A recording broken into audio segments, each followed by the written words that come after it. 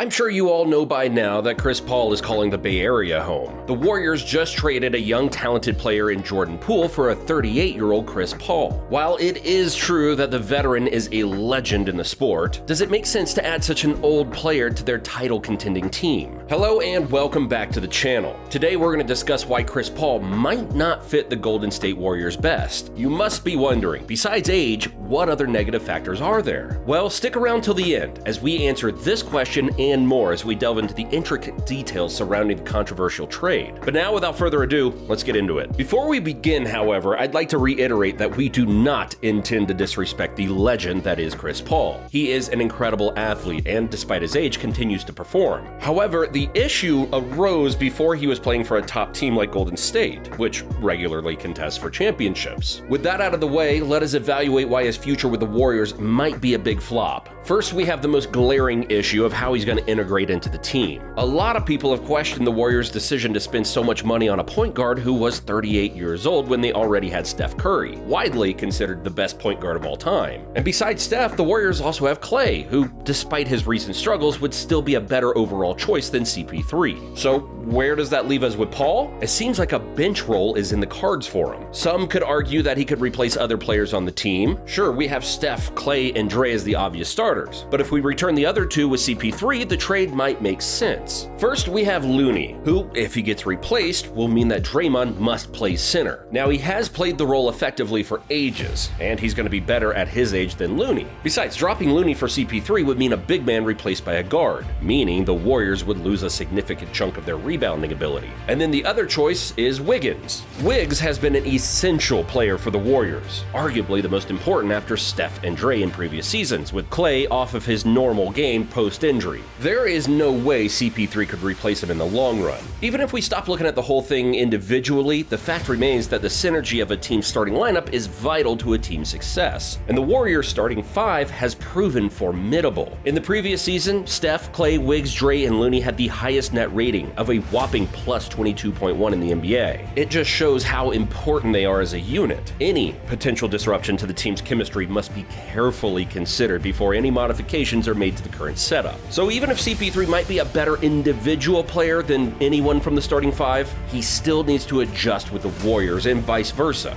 For this trade to be considered a success, CP3 needs to play from the bench. But we have another issue here. During his long career, Paul has never been a bench player. Wherever he's gone, he has started games. It might not sit well with him to be asked to take on less of a role after having such a successful career as a starter. And this makes one wonder how he'll cope with the changes and how it'll affect the team dynamic. Okay, so let us look at the bright side now. If CP3 is ready to accept a lesser role, he may be an invaluable addition off of the bench. It would provide the Warriors a calm and collected veteran leader who would help mold and shape the careers of young players like Jonathan Kuminga and Moses Moody. These up-and-coming players might benefit a ton from observing and working with a player of Chris Paul's caliber. After all, CP3 has been in the league forever, so who better to give wisdom to the young guns at Golden State? So now that we've discussed how CP3 fits into the team and how this might be questioned, let us look at other issues involved with this trade, and in this case, Paul himself. If you didn't know, his career includes several high-profile fights with teammates and other players in the league, casting doubt on his ability to work well with others. He seems like a decent guy, but based on this history, he's not the best dude to hang out with. The two most infamous examples of this are his fallout with James Harden while playing for the Houston Rockets and his dispute with Blake Griffin while playing with the Los Angeles Clippers. So what if he does the same thing with the Warriors? It's what a lot of journalists and fans have raised concerns over regarding his ability to get along with his teammates and the effect his strong personality could have on team cohesion in light of these instances. And sure, anyone who watched The Last Dance knows that Michael Jordan also had a really strong character and fought with teammates. But he was so good that people listened to him. Paul is no Michael Jordan, even if he might be terrific. But teammate feuds are pretty standard, and an argument can be made that these things are just temporary scuffles.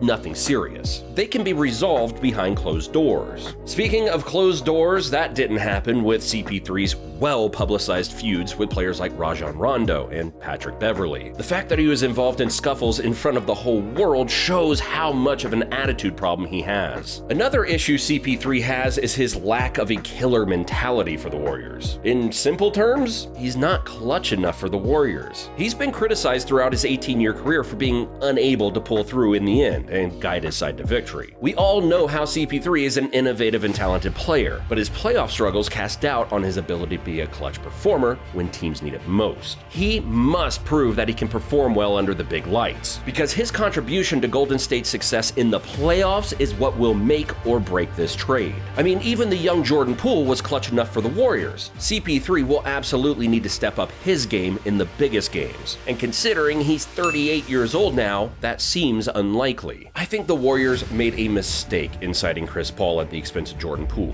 Whatever the issue was between Poole and Draymond, remember that Poole could have been the future of the Warriors, almost like a successor to Steph Curry, but the management sacrificed their future star for the team's happiness. They could have punished him by decreasing his minutes on the court, but trading him elsewhere was unnecessary. On the other hand, though, reports have also come out that Poole's new contract was too high and not feasible for the Warriors, and that's why they traded him to get rid of the crazy salary. He was proving his worth, but I can understand why it was necessary. And just for the sake of argument, let's agree that it was. But why go for Chris Paul? I mean, they already have unique guards. Why not go for an experienced center? Right now, they only have one proper center in Looney. Imagine if they had a player like Sabonis or Jokic in their ranks. I know that's a little lofty, but Porzingis was available. The Warriors could have been unstoppable. Going for CP3 was the wrong decision. And speaking of bad decisions, this has been a mainstay of the Warriors for years now. They drafted James Wiseman, who could have been a better match for their offensive scheme or pace of play. They overpaid Jordan Poole, which made it necessary to have to trade him for Chris Paul to eliminate Poole's poor deal. The Warriors have been pretty lucky with players like Steph and Dre in their ranks, which has led to their various championships in recent years. But if they want to continue winning, they must change their decision making. Thanks for watching, and I'll see you in the next one.